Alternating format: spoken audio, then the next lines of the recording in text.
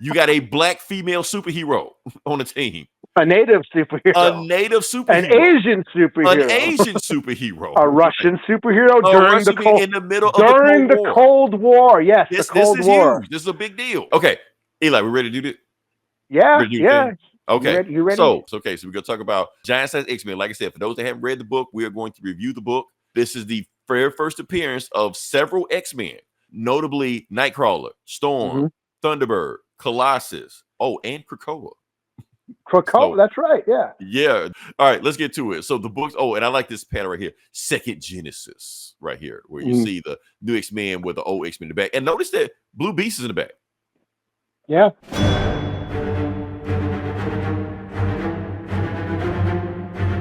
All right, so anyway. All right, so the book starts off in Germany. What part of Germany? Whistledorf, Germany. Not gonna do the whole thing. The point is they're burning down the village, chasing after Nightcrawler because they saw he was a demon. I guess the circle of the town, Nightcrawler was a carny, but they saw him, they freaked out, they chased after him.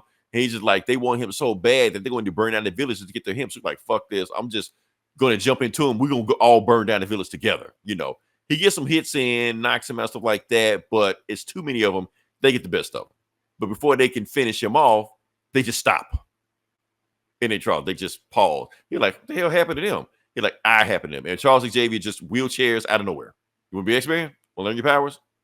You're like, okay, shit, I ain't got nothing to do. So he goes with them. So, yeah, that's... Oh, and he asks, does he want to be normal? He's like, what is normal? Do you want to be like them? Like, nah, that's it. So, yeah, they're assholes. Yeah, they're assholes. I'm going to get to the Nightcrawler in a second. Nightcrawler was actually pitched to DC first.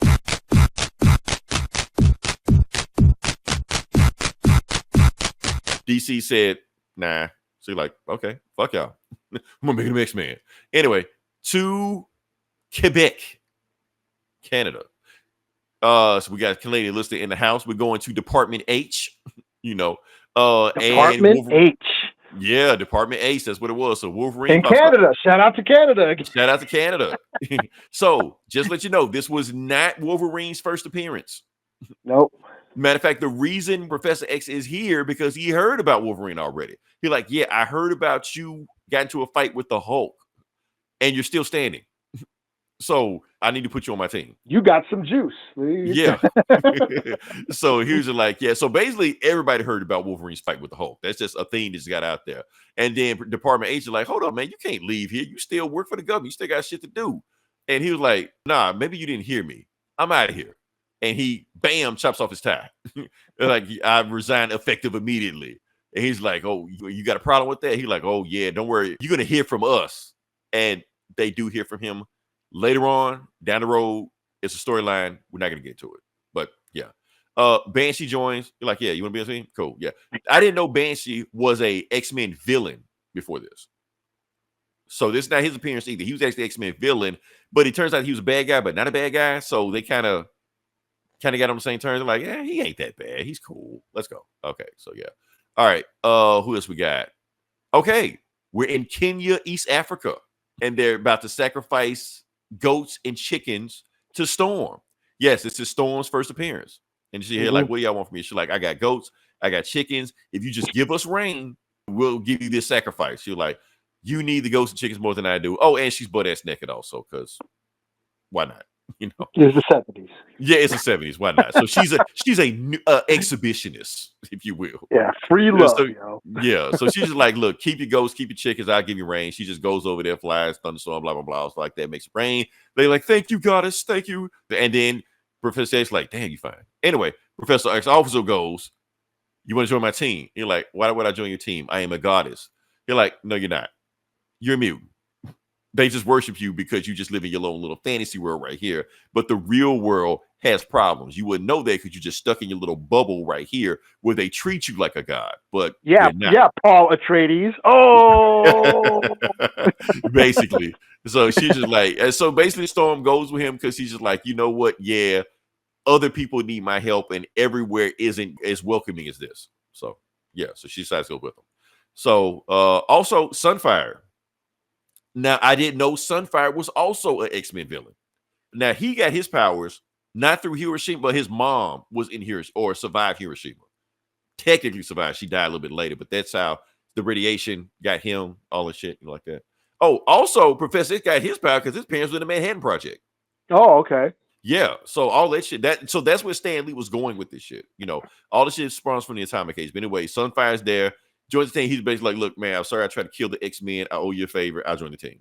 So what's going on? So yeah. So Sunfire's there. All right. And Colossus, first appearance. So yeah. And what he's doing is that his sister is in trouble. Oh, so this is also the first appearance of Ileana Rasputin. Is that her? Is that Ileana? Is that his only Ileana? sister? Yeah. So yeah, but she's down in the middle of it, about to get run over by a tractor or some shit like that, not moving. I guess she didn't see it because she's playing. So Colossus just runs after it and turns into Colossus, of course, tears the tractor apart. Boom. And the neighbors are mad because it was their tractor. He just destroyed the tractor. And of course, they can't afford it because they're in Mother Russia. So they're pissed off not because of Ileana, because he destroyed the tractor. They're like, oh shit, now they pissed off at me. And as Professor X shows up, he's like, look, if you come with me, I'm gonna help you train to learn how to use your powers. Plus you get the fuck out of Russia. Do you want to be here? So yeah. So he's like, look, mom, they invited me to go to your school. I'm gonna go to your school. I love y'all. When I get money, I'm gonna come back for y'all. That's it. So cool. He hugs them and that's it. So yeah, he leaves. So also, shall I let you take over with this, Eli? Or I don't want to step on your toes.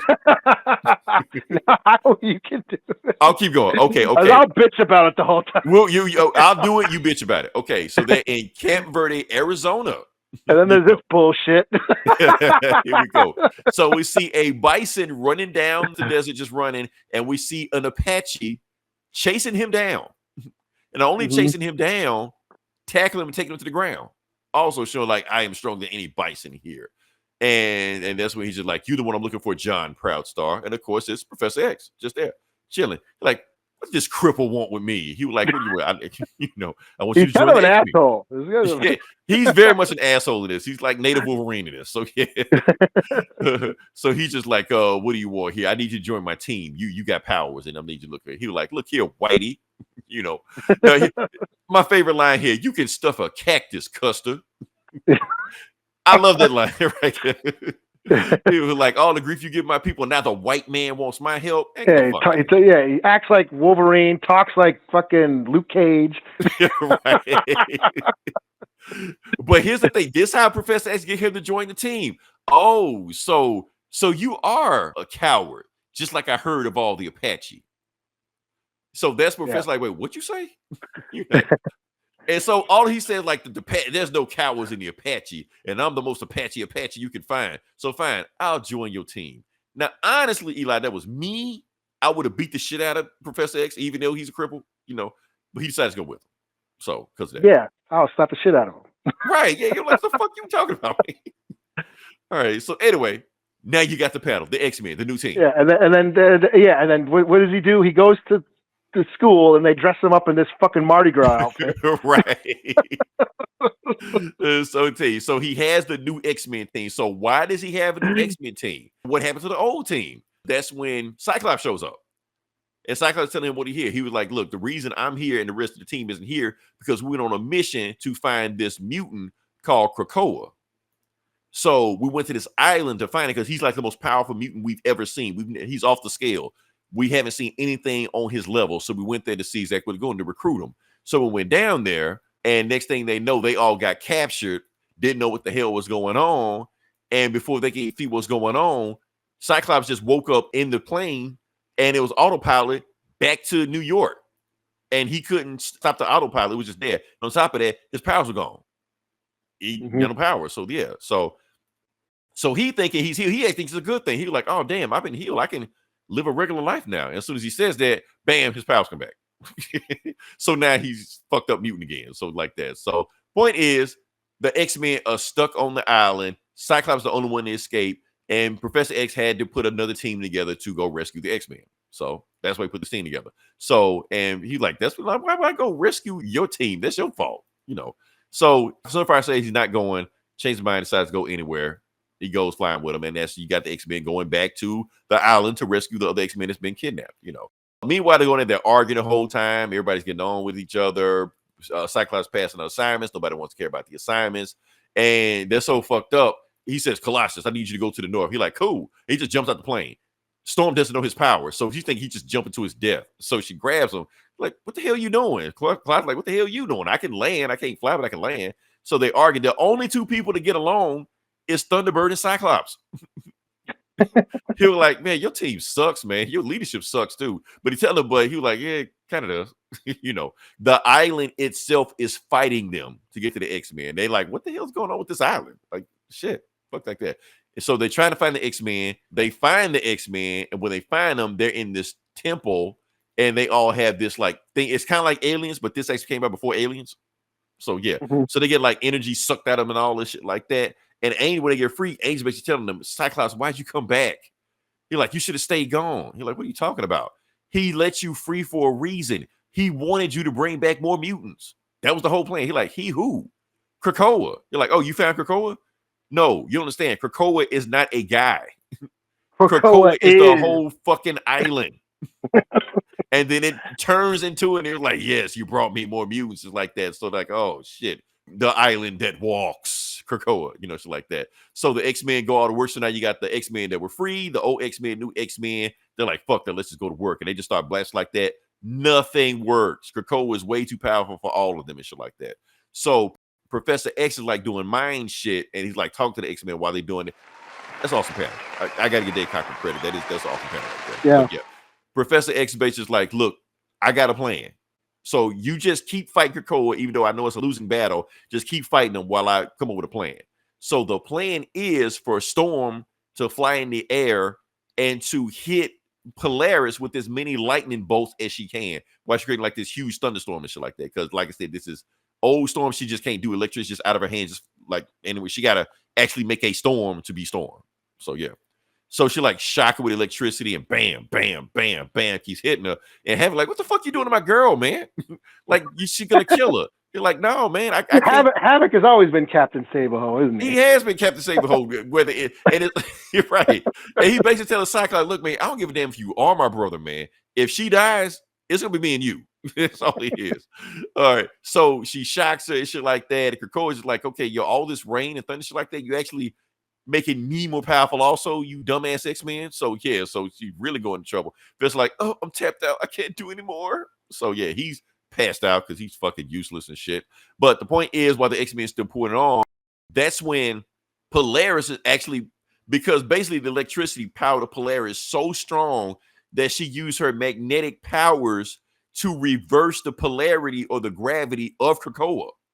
So instead of being gravity where it's attached to Earth, it's repelled from Earth. I done the math. Checks out. So it disconnects from the ocean. The X-Men get the fuck out of there before the planet goes up, and Krakoa is launched in space. The end. You know. But then since Krakoa is gone, they got this huge whirlpool in the middle of the ocean. So Iceman makes an ice bowl, dome, whatever. Ice shit, you know. And yeah. All right. So ice dome and bucket and shit like that, and rescue them and stuff like that. So, and the plane that they came in with is airtight, is waterproof, so it didn't get changed. So all 13 X-Men jump in the plane, and then Angel just like, okay, now we got our next problem. What are we gonna do with 13 X-Men? The end. So dun, dun, dun. Yeah, so that's it. All right. So Eli, I appreciate you challenging me for condensing this book and consolidating this book. That went way smoother than when I read it. Yeah, it was. It's a lot of shit I left off, but it was a lot of like miscellaneous shit I didn't need to. The reason I decided to review this book and talk about this book because I read some like think pieces on this book. Okay. So Krakoa, where you got these kids going, the X-Men going to this island and they get kidnapped and they send more soldiers after them to rescue this kidnap. What does it remind you of? Think it's the 70s. Think about that. Just tell me. Vietnam. Okay, yeah. It's a Vietnam as they go into this jungle. They don't know what's going on. They send these, and there's a reason they decided to age up the X-Men instead. Because, like I said, the X-Men, the old team were a bunch of teenagers. They were young. Meanwhile, all the new X-Men are adults. They decided to not send more kids and teenagers into war to fight Professor X's war. I see what you're saying. Okay. Yeah. Yeah. So they basically wanted Krakoa to be a Nazi for Vietnams like that. So I got to read. I'm like, oh, okay. And like I said, we can keep talking about this book all we want to, because like I said, it's a lot of hidden meaning in it because you got all these. This the very you want to talk. Let's talk about DEI. Let's talk about wokeness. You got a black female superhero on the team. A native superhero. A native superhero. An Asian superhero. An Asian superhero. A Russian superhero during the Cold, in the middle of the Cold War. Yes, this, the Cold this is War. huge. This is a big deal. Yes. So, so y'all talk about all this shit. Meanwhile, this was it. Meanwhile, the first X-Men team and Professor X is disabled. Exactly. So yeah, talk about that, but y'all didn't say anything with the first team. The first team was number white people. White people, but they were suffering racism. And no one gave a shit. Nope. They canceled that. That one really did give a shit. But yeah, everybody, X-Men were all white, and no one gave a shit. They canceled the book because no one was reading it, and then they redid it. 5 years later, Giant Size X-Men comes out, and the rest is fucking history. Right. This actually felt like an X-Men book. Like I said, because when you hum the X-Men theme song, Eli, when I read that OG X-Men shit, I didn't get the X-Men theme song in my head. I was like, I'm just reading this shit. But when this shit pop up, when you see the cover, all you see is because we've seen this. Like, remember when I don't know if I've read this before, but when I started reading it the other day, I'm like, did we read this before? That's because this is all so ingrained. Like you said, this is all ingrained in X-Men lore. The story holds up. That's why the X-Men, like, it was struggling before then. When it did this, it hits. Like, Eli, you can hear the X-Men theme song just from the cover. And yeah. And I know I shit on Thunderbird. You know, he's cheesy. He's corny. You know, I'm not into the stereotypical crap. But this came out in the 70s. That's when the American Indian movement was going strong. That's when they started coming back and, getting native issues out into the forefront, and just like we talked about Val Kilmer being in Thunderheart, that movie still deals with a lot of issues that indigenous communities deal with today. The environmentalism, the sovereignty, the breaking of treaty rights and taking land. And, that still happens today, And so for Thunderbird to be, he was a reflective of that. He was basically aping what the American Indian movement was saying when he's talking to Charles Xavier and being an asshole, Right. Like, yeah, he's the angry, native guy. The white man wants my help now. Yeah. Yeah. And he's got that line, after all of what you did to my people, why should I help you? That's right. It's just of the time, he's a bit of an asshole. Like, dude, you got all these powers. Why don't you fucking help the fucking res? Like, right. Instead of chasing bison and shit. Yeah, what the hell? All right, so do you know the story of why Thunderbird died, other than being but and it's funny because I was like, is this the book where, because I know he dies on the plane. I'm like, is this the book where he dies? Because I would have been pissed off if he died, but he didn't die. Next issue. He died. Yeah, he didn't die in this book. So I was like, okay, cool. He dies the very next issue after he's introduced. Okay. Yeah. So the point is, because they were like, okay, we got a tough guy like Thunderbird, but we also got a tough guy like Wolverine. So we don't need two tough guys. Yeah. And I'm sure Wolverine was the more popular character. And yeah, well, at the time, but like he fought the Hulk. So yeah. Yeah. So they decided to keep him right. They were like, one of these got to go, but we got to go who to go. But like, why not Banshee? Why can't talk about Banshee? And for those who don't know, this is comic book canon. Wolverine, Wild Frontier. Wolverine was adopted into the Blackfeet tribe, and he can speak Lakota. That's comic book canon. So natives can claim Wolverine. Oh, and Asians, because he also was a deputy. Oh yeah. His son, his son is Japanese. And shit. Yeah.